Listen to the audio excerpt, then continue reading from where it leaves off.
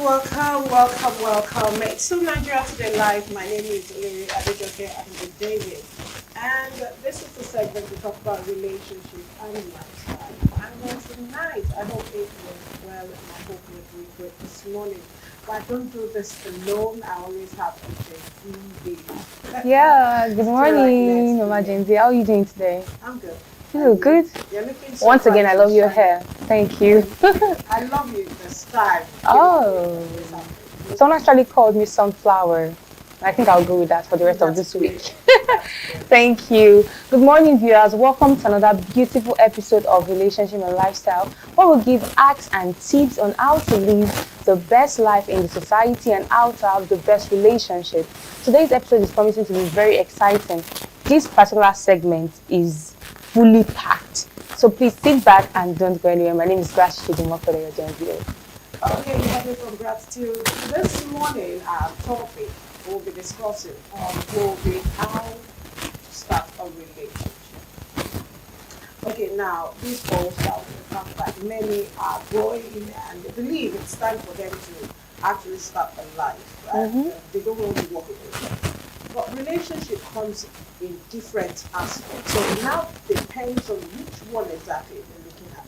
But we're focusing generally on relationship moving around your workplace, your career, your business, drawing contracts.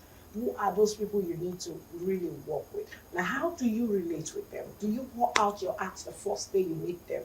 Like many will say, don't tell a man everything. But this one is business, is career, it's profession. It's, a way to live your life and make more living. And we have none other to discuss this with us but our darling Reverend Michael Online. Okay, the reason why we're discussing with him, because it's a human resources personnel, and also he is good when it comes to relationship. All these HR people, please fear them. Fear them. Respect them. Honor them. Because the way, if you don't understand why they are taking certain steps, you will misunderstand why they are doing it. It's so good to have you this morning. Thank Good you morning. so You're much. welcome. Yeah, thank you, gratitude. It's so beautiful to have him. Thank you very much. I'm glad to be here as well. And do you know you are sitting directly where Nigeria flag is? Oh, honestly. Awesome. That's great. We're still in October, so we're still celebrating the cancer awareness. We're celebrating our independence. And it's so good to be here with Reverend. So, Reverend, I want to ask, I'm going into business. Okay. It's a new business, even though I have gone through the process of understanding how this business runs. And there is this person, someone just introduced to me, and I don't know, how good. How do I know this person is actually the right person for me to work with? Or I'm going into a new establishment. How do I relate? What should be the first thing I look out for to start a relationship? Okay, that happens every time, but it's a very good question. I think the first thing you need to do is to do what we call due diligence. You carry out your research. Yes, you don't take people's word for it because people change. Yes, so you accept the offer. Okay, yes, I'll do the business, but you have to make your own research. Know where this person is coming from, who the person has done business with. You need to gather all this information so that you don't get your finger burnt to say, I should have done this earlier on. Because people actually have got into trouble because of relationship with someone else that introduced them to someone else. Since if it's you, I will just go ahead. Not knowing that people are different. So you just need to do your due diligence, find out about this person. We have everything online now. You can also ask questions. This person should have friends. This person should know somebody that knows somebody. Do your own due diligence. You're just trying to be careful so that you don't begin to hear stories that touch the heart tomorrow. And that is what you're trying to save yourself from. So you find out about this person, find out about what the business the person have done, to what extent, how successful was the business, so that you can know how you can commit, how much of the resources you can commit into that business. You can start gradually. Since your findings is okay, let's start with this, and then trust begin to build.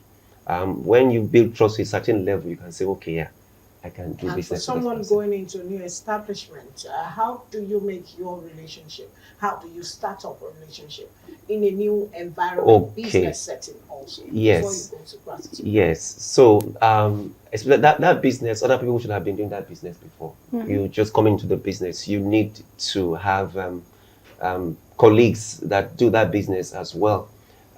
Get to find out how they do their business, what they do. Even though you have your own information, still try to relate with people, because the thing is that relationship is the current currency we have today. Yeah. You need to work with relationship, because people out there are the ones that will help you.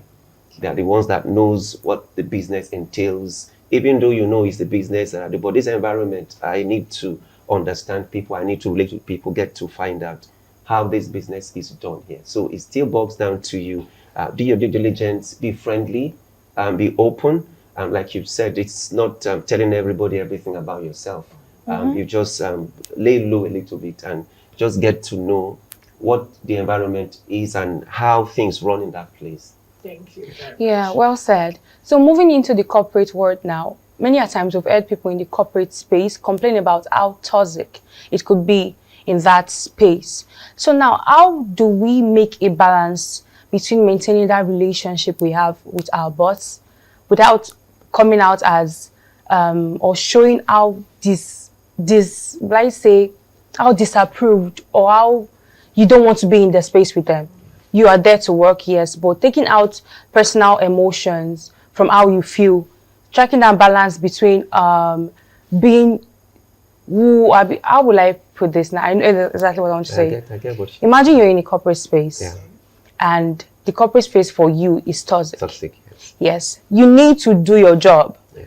And the same way you need to do your job, it affects how you deliver because you don't like this person. So how can you maintain that relationship with your boss professionally and still deliver at your best? Okay. It's a very valid question you've asked, and these things happen often in establishment. You need to understand what office politics is all about. You don't Yeah. need to get too personal about things. It's a workspace, so you need to understand people for who they are. And the truth is that every one of us are work in progress. Nobody's perfect. So in the office or maybe in the workspace, you have people, especially the bosses. Sometimes they just do stuff that gets under your skin. But you know, because you're the subordinate and there are policies, you don't try to usurp his authority.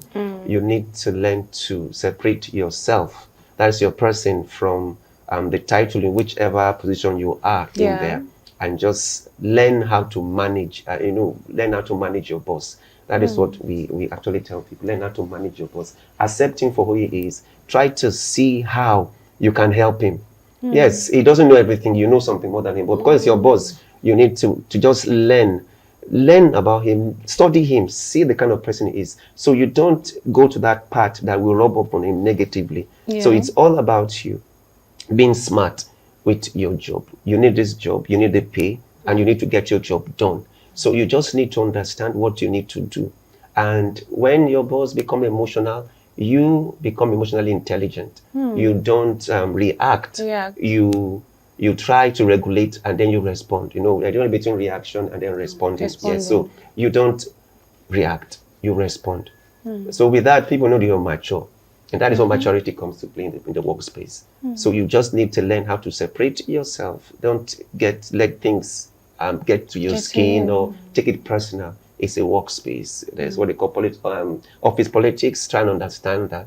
I know that sometimes some bosses are under pressure and they're looking for somebody to actually pour that on. Frustration. So unfortunately, maybe it's your turn today. Just accept it the way it is and then try and manage him and then get your job done. I think that will help.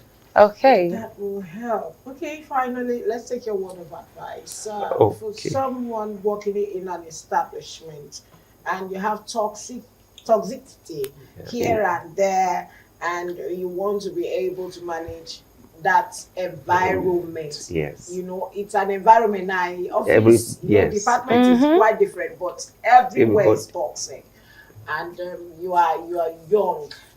You know, the young ones, they don't take nonsense. True. Exactly. They don't take no. The Gen Z is not taking nonsense. They At all. will give it to you the way The way it is. and you know, the presentation will look so harsh Yeah. to whoever, not knowing that he actually has a point of presentation. Yes. So how do we help these young ones? I have seen a situation whereby a young man said, I'm leaving this office today, a big organization, and he left. And they are paying him so well. So I have other places, I have my qualification, I don't need to beg. This is rubbish because I can stand this. So how do we guide them in this case as you advise us in a relationship? Okay. Thank you for the picture you just painted. Because it's a scenario that happens in workspace. Yeah. You need to look at it positively. It might be an area where you need to learn. Because if you run away from a problem, you face it somewhere else again. Yeah. So it's good you look for a way to solve that. Even if you want to leave, don't leave because somebody got you angry, got you upset. Because when you leave a place, don't close the door. You might still need people there to go up. So what our advice to people is to try and become emotionally intelligent, especially when you are in a toxic environment. Just try and make sure that you put your emotions under check. You don't react. You regulate and then you respond. That is the advice I will give. Hey, regulate and then you respond. Hey, carry and put for body first. Let it go through from your head to Before your you- you know, my head, my shoulder, to the feet.